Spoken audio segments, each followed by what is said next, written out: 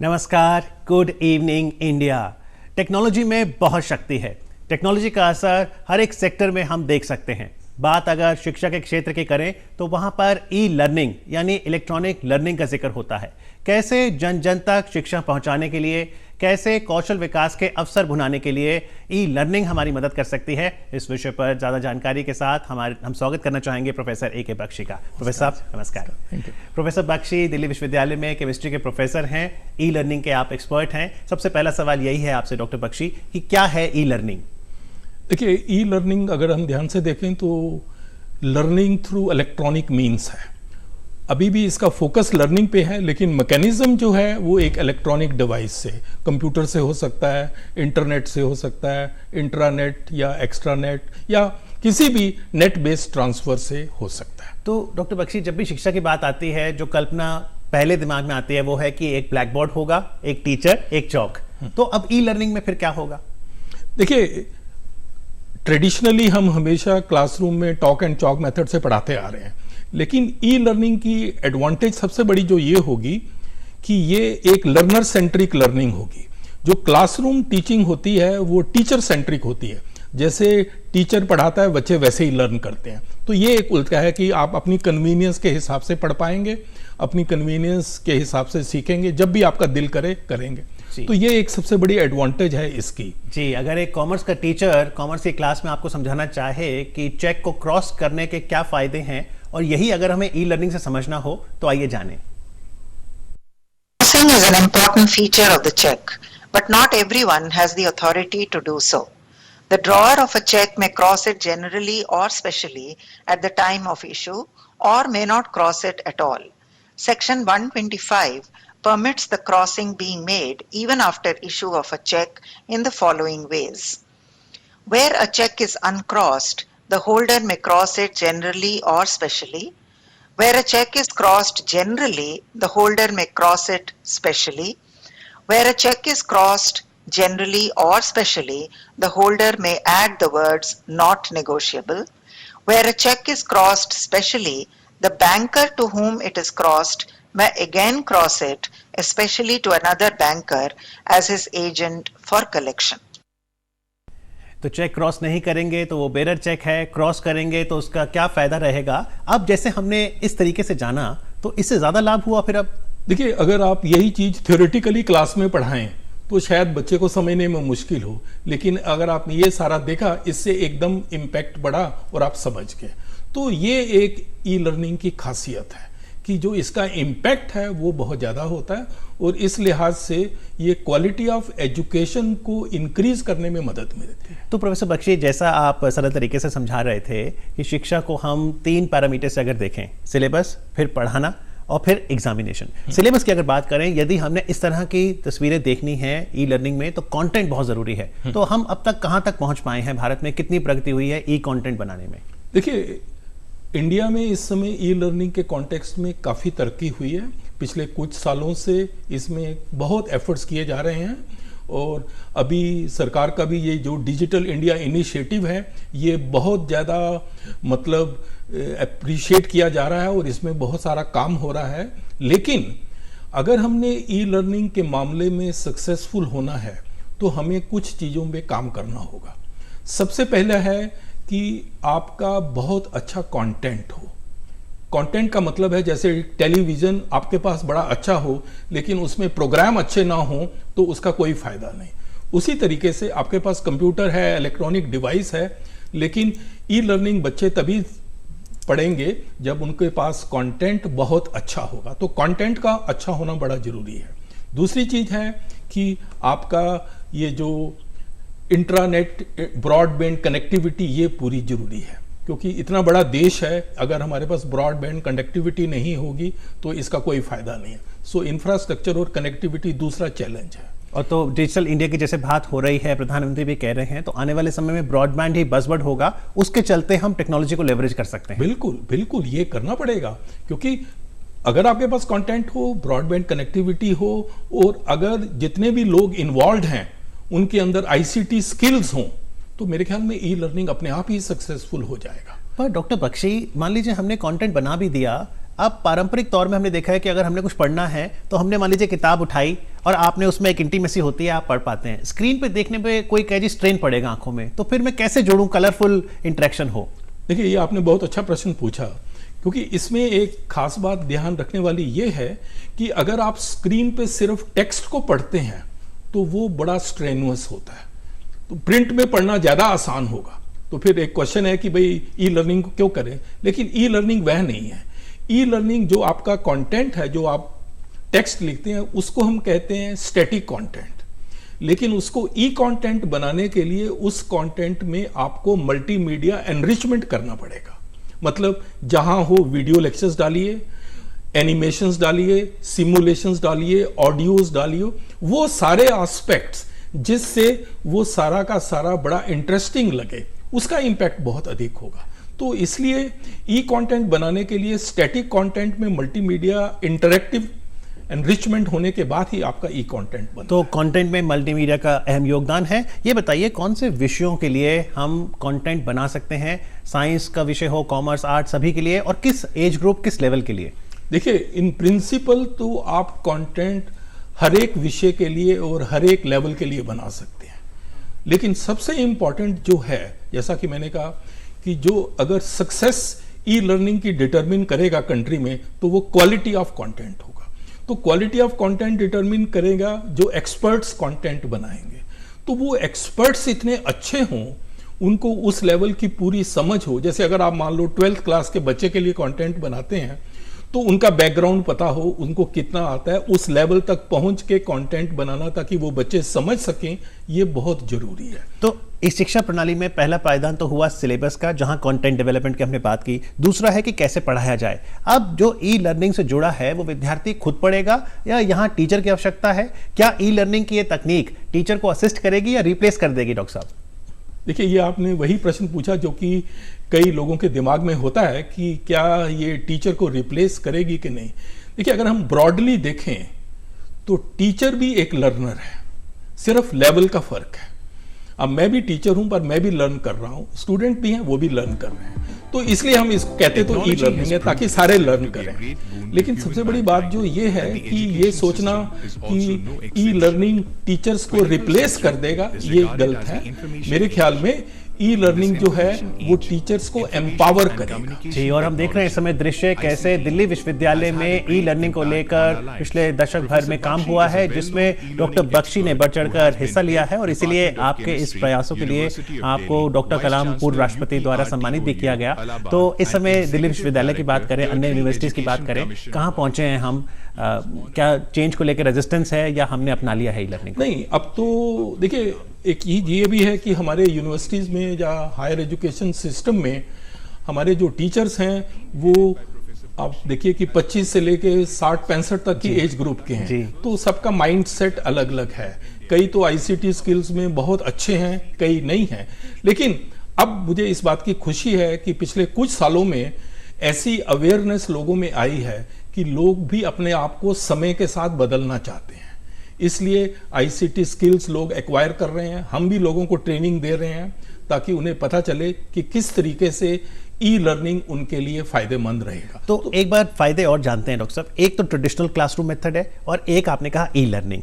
तो अब मैं ई लर्निंग में किसी वक्त भी सीख सकता हूं? हाँ, ई लर्निंग में आप किसी भी समय सीख सकते हैं। इसकी सभी एडवांटेजेस कही जाती है 3 A's, any time, any one, anywhere. मतलब क्योंकि ये क्लास का टीचर तो आपको हर समय अवेलेबल नहीं होगा, लेकिन ये जो कंटेंट है आपको 24/7 अवेलेबल होगा। तो आप अपनी कन्वीनियंस के हिसाब से अपनी लर्निंग को एक्वायर कर सकते हैं। That is why I said it is learner centric. पर जैसे अब हम तस्वीर देख रहे हैं, ये तब की है जब पहला ऑनलाइन एग्जाम आपके चलते दिल्ली विश्वविद्यालय में पूरी टीम कर पाई। तो अब तीसरा जो पड़ाव है शिक्षा प्रणाली का, असेसमेंट। तो क्या आने वाले समय में हम ज्यादातर ऑनलाइन असेसमेंट ही देखेंगे? कैसे जाने कि ई लर्निंग का कोर्स करने के बाद विद्यार्थी विषय समझ गया है? देखिए, आपने बिल्कुल ठीक कहा कि टेक्नोलॉजी को हम जब सिलेबस रिवीजन में यूज कर रहे हैं, टेक्नोलॉजी को हम टीचिंग लर्निंग में यूज कर रहे हैं, तो टेक्नोलॉजी को असेसमेंट में भी यूज करना चाहिए। और अब तो धीरे धीरे ये हो रहा है कि कई जगह बड़े बड़े एग्जाम्स में भी ऑनलाइन एग्जामिनेशन इंट्रोड्यूस किया जा रहा है टेक्नोलॉजी से। तो मुझे पूरी उम्मीद है कि आने वाले टाइम में ये भी एक काफ़ी कॉमन फीचर हो जाएगा। लेकिन ऑनलाइन एग्जामिनेशन इंट्रोड्यूस करना ही चैलेंज नहीं है। सबसे बड़ा चैलेंज ऑनलाइन एग्जामिनेशन में है कि आप जो क्वेश्चन पेपर सेट करेंगे ऑनलाइन एग्जामिनेशन के लिए वो इतना अच्छा हो कि क्वालिटी ऑफ स्टूडेंट्स के बीच में डिफरेंशिएट कर पाए, क्योंकि एक अच्छा एग्जामिनेशन वही होता है जो बहुत अच्छे स्टूडेंट को और जो बिलो एवरेज है उनके बीच में डिफरेंशिएट कर पाए। तो ऐसा क्वेश्चन पेपर सेट करना ही अपने आप में एक बहुत बड़ा चैलेंज होगा, और इसके लिए भी टीचर्स को ट्रेनिंग दी जा रही है ताकि वो अपने आप को तैयार करें कि किस तरीके फ्यूचर के एग्जाम्स कंडक्ट किए जा सकते हैं। तो इस समय यदि हमारा ये कार्यक्रम स्टूडेंट्स के साथ साथ टीचर्स भी देख रहे हैं, यूनिवर्सिटीज़ के लोग भी देख रहे हैं, वो क्या कदम उठाएं ताकि आने वाले सालों में हम ई लर्निंग का जो पोटेंशियल है उसे और टैप कर सकें? देखिए, मेरा तो ये है कि स्टूडेंट्स के लिए तो मुझे लगता है कि स्टूडेंट्स तो आजकल के टेक सेवी हैं जी, और आज के ज़माने में अगर आप स्टूडेंट को कहो कि जाके लाइब्रेरी में कुछ देखे तो वो कहेगा कि मैं तो अभी आपको इंटरनेट से सब कुछ दे देता हूँ क्योंकि उन्हें पता है कि टेक्नोलॉजी से लाइफ बड़ी ईजियर और कन्वीनियंट हो रही है, इसलिए वो चाहते हैं कि टेक्नोलॉजी से एजुकेशन भी आसान हो। तो ये तो है कि टेक्नोलॉजी स्टूडेंट्स तो कर रहे हैं, लेकिन टीचर्स के साथ टीचर्स भी अब धीरे धीरे काफ़ी बहुत ज़्यादा समझ रहे हैं कि हमें समय के साथ बदलना पड़ेगा। वो आईसीटी स्किल्स एक्वायर कर रहे हैं। हमारा जो ये सेंटर है, centre for e learning, Delhi university के खालसा कॉलेज में, इसमें हमारे साथ करीब 700-800 टीचर्स दिल्ली यूनिवर्सिटी और कई देश के अन्य हिस्सों में वहाँ के टीचर्स हमारे साथ कंटेंट डेवलपमेंट में हेल्प कर रहे हैं। तो एक खास एक तरह से मूवमेंट सी हो गई है, तो और ये मूवमेंट धीरे धीरे पूरे देश में फैल रही है। तो स्टूडेंट्स के लिए, क्योंकि डॉक्टर बख्शी कॉस्ट भी एक इंपॉर्टेंट फैक्टर है, अगर मैं ई लर्निंग का कोर्स करता हूँ, ये सामान्य कोर्स से मुझे महंगा पड़ेगा या सस्ता? नहीं, ई लर्निंग से अगर आप कोई कोर्स करेंगे तो महंगा नहीं पड़ेगा, बिल्कुल महंगा नहीं पड़ेगा इसमें, बल्कि ये आपको ऑनलाइन कोर्सेज, इनको हम ऑनलाइन कोर्सेज भी कहते हैं, कोई इसमें महंगाई नहीं होगी। और ओनली थिंग है जो मैंने आपको पहले भी बताया था, इंफ्रास्ट्रक्चर कनेक्टिविटी चाहिए और आपके अंदर आईसीटी स्किल्स हो और कंटेंट हो। बस ये 3 चीज़ें मेन हैं जो कि हमें, बल्कि एक चीज़ मैं और भी बताऊंगा कि आजकल तो ये भी हो रहा है कि जो कंटेंट हम बना रहे हैं उसको हम मल्टीलिंगुअल भी कन्वर्ट कर रहे हैं, ताकि किसी देश के किसी हिस्से में, किसी भाषा में, लोकल भाषा में वो सीखना चाहें तो उस कंटेंट को उस लैंग्वेज में ट्रांसलेट भी किया जाए ताकि वहाँ के क्षेत्र के लोगों को भी कोई डिफिकल्टी ना आए। जी, तो बिल्कुल ज़्यादा खर्चा नहीं है, आप 24/7 इसे एक्सेस कर सकते हैं ई लर्निंग के माध्यम से। किसी भी उम्र का कोई स्टूडेंट हो वो सीख सकता है। आइए एक और उदाहरण के माध्यम से जानने की कोशिश करते हैं कि यदि आप बायोलॉजी के स्टूडेंट हैं और जानना चाहते हैं कि ब्लड टाइप कौन सा है, तो कैसे जानें? Let us consider a sample of blood and find its blood type experimentally. A drop of the sample is taken on 3 glass slides. To these, add 1 drop of antiserum A to first slide, a drop of antiserum B to second slide, and lastly, a drop of antiserum D to the third slide, one by one. Now, look for the presence or absence of agglutination, that is, clumping of blood cells. Example, in this case, agglutination appears when antiserum B and antiserum D are added. Hence, the sample has the blood type B positive. Good evening India में आज हम बातचीत कर रहे हैं e learning पर। हमारे साथ डॉक्टर ए के बख्शी हैं। तो जैसा हमने वहाँ पे जाना, स्लाइड्स के माध्यम से सरल हो गया, तो ई लैब से अगर कोई स्टूडेंट जुड़ता है और वो एक बार सरल तरीके से समझ भी लेता है, उसके बाद फिर उसे टीचर से इंटरेक्ट करना है। तो ये जो ब्लेंडेड लर्निंग का कॉन्सेप्ट है, इसमें टीचर का भी रोल है और हम ई लर्निंग के कंटेंट से भी समझें। हाँ, देखिए, ब्लेंडेड लर्निंग का मतलब है कि जैसे कन्वेंशनल यूनिवर्सिटीज़ हैं उसमें क्लासरूम टीचिंग भी चलेगी, लेकिन क्लासरूम के बाद अगर आपके पास ई कंटेंट अवेलेबल है तो आप वो भी देख सकते हैं, उसको आप सप्लीमेंट्री इंफॉर्मेशन मिलेगी, क्योंकि ई कंटेंट में जो लेक्चर्स होंगे वो टॉप एक्सपर्ट्स के होंगे।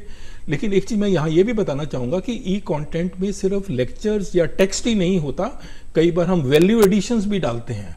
जैसे मान लो एक पेपर 40 लेक्चर का है और उसको हम 40 मॉड्यूल में बांट लेते हैं एक एक घंटे के, तो एक घंटे का जो पोर्शन होगा उसमें कंटेंट होगा, टेक्स्ट होगा, वीडियो लेक्चर होगा, फिर उसके अंदर कुछ ऑब्जेक्टिव टाइप क्वेश्चंस होंगे, फिर उसके अंदर वैल्यू एडिशन होगा। वैल्यू एडिशन का मतलब did you know, interesting facts, points to ponder etcetera, वो सारी चीजें जो सिलेबस के उस हिस्से को इंटरेस्टिंग बना सके।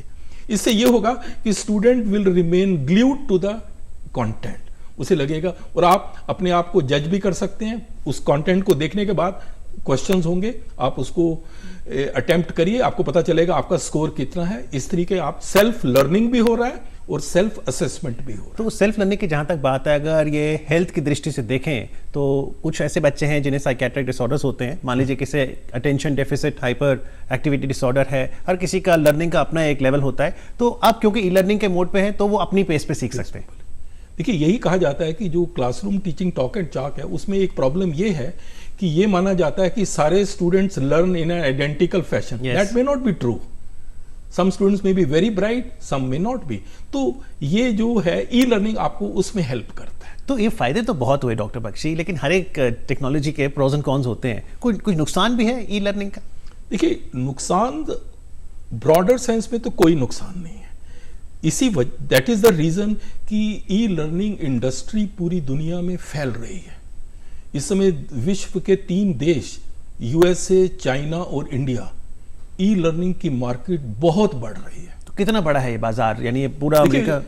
अगर जैसा मैंने एक रिपोर्ट देखी उसमें यह था कि 2017 तक ई लर्निंग की जो मार्केट इंडिया में होगी वो भी करीब $40 बिलियन तक पहुंच जाएगी। ये एक रफ है, अभी इससे भी ज्यादा बढ़ सकती है।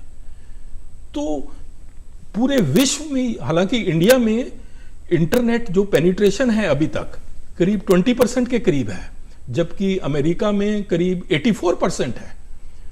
तो धीरे धीरे हम ग्रो कर रहे हैं, लेकिन अभी भी there is a lot of scope. जी, तो जैसे जैसे इंटरनेट के पेनिट्रेशन और बढ़ेगी भारत में, वैसे वैसे ई लर्निंग का बाजार और बढ़ेगा। ये तो बात रही कि कैसे हम शिक्षा से स्टूडेंट्स को जोड़ें, लेकिन क्योंकि भारत में स्किल इंडिया कार्यक्रम की बात होती है, कौशल विकास की बात है, तो ई लर्निंग हमें स्किल डेवलप करने में मदद करेगी।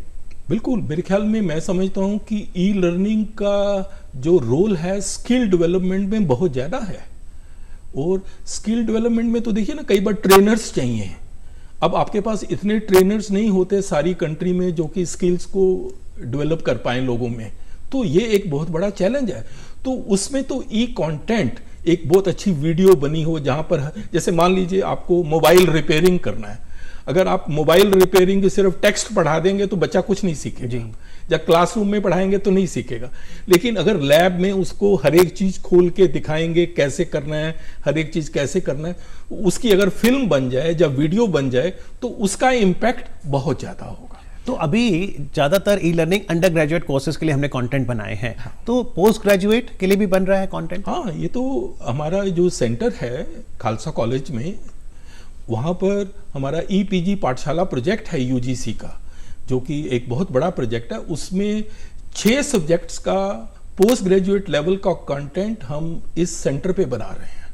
तो इसी तरीके और भी कई सेंटर्स हैं इंडिया में जहाँ पर कंटेंट डेवलप हो रहा है, लेकिन 6 सब्जेक्ट्स का कंटेंट तो हम ही बना रहे हैं, हम पोस्ट ग्रेजुएट सब्जेक्ट्स में। तो धीरे धीरे एजुकेशन का और स्किल्स का दोनों में बहुत बड़ा इसकी डेवलपमेंट हो रही है। प्राइमरी लेवल पे डॉक्टर बख्शी, मान लीजिए 5th 6th 10th क्लास में भी ई लर्निंग के कॉन्सेप्ट से स्टूडेंट समझ सकते हैं? हाँ बिल्कुल, मैं तो ये कहा कि किसी भी लेवल के स्टूडेंट, अब देखिए इस समय अगर आप इंडिया की हायर एजुकेशन की मार्केट देखें, इस समय इंडिया में करीब 800 के करीब डिग्री अवार्डिंग इंस्टीट्यूशंस होंगे, 750-800 के करीब। 2 करोड़ बच्चे हैं जो हायर एजुकेशन में हैं और करीब 40,000 कॉलेजेस हैं। अब इतनी बड़ी संख्या है लोगों की, इनके अब कई ऐसे ऐसे कॉलेज हैं जहां पर की कोई फैसिलिटी नहीं है। टेक्निकल एजुकेशन के कई इंस्टीट्यूशंस हैं, इंजीनियरिंग के, जहां फैसिलिटी नहीं है। अगर बड़ा अच्छी क्वालिटी का ई लर्निंग का कंटेंट बन जाए तो ये उस कमी को भी पूरा कर सकेगा। और स्कूल लेवल की आपने जैसे बात करी, +2 लेवल की मार्केट तो बहुत बड़ी है। +2 लेवल के बच्चे जितने भी कंट्री में हैं, वो ज़्यादातर आपने देखा होगा कि जो साइंस के बच्चे हैं वो कोचिंग वगैरह भी करते हैं। उनमें मैंने देखा है जनरली कि कॉन्सेप्चुअल क्लैरिटी की बहुत कमी है जी। इसलिए ई कंटेंट अगर बड़ा अच्छा बन जाए और +2 लेवल के बच्चों को एड्रेस किया जाए तो ये उनकी इस कमी को भी दूर कर सकते जी बिल्कुल, विकसित भारत की जो कल्पना होती है उसमें बहुत ज़रूरी है कि हर एक नागरिक शिक्षित हो और एजुकेशन फॉर ऑल का सपना पूरा करने के लिए ई लर्निंग मददगार साबित हो सकती है। चलते चलते आपको लगता है कि क्योंकि हम कंफर्ट जोन में रहते हैं, कहीं ना कहीं माइंडसेट चेंज सबसे बड़ी चुनौती है इसके इम्प्लीमेंटेशन में? सबसे बड़ी चुनौती थी, पर अब धीरे धीरे माइंडसेट बदल रहा है। ये एक बड़ी खुशी की बात है कि लोग अब अवेयर हो रहे हैं और उन्हें लगता है कि टेक्नोलॉजी के बिना गुजारा नहीं है और टेक्नोलॉजी कभी भी टीचर को रिप्लेस नहीं कर सकती। क्यों? क्योंकि technology itself is the creation of human mind. अगर कोई रिप्लेस करेगा तो human mind will come out with a better technology. बिल्कुल सही। और आज इस विषय पर हमें जागृत करने के लिए डॉक्टर ए के बख्शी, आपका बहुत बहुत धन्यवाद। Thank you very much. Thank you. Thank you.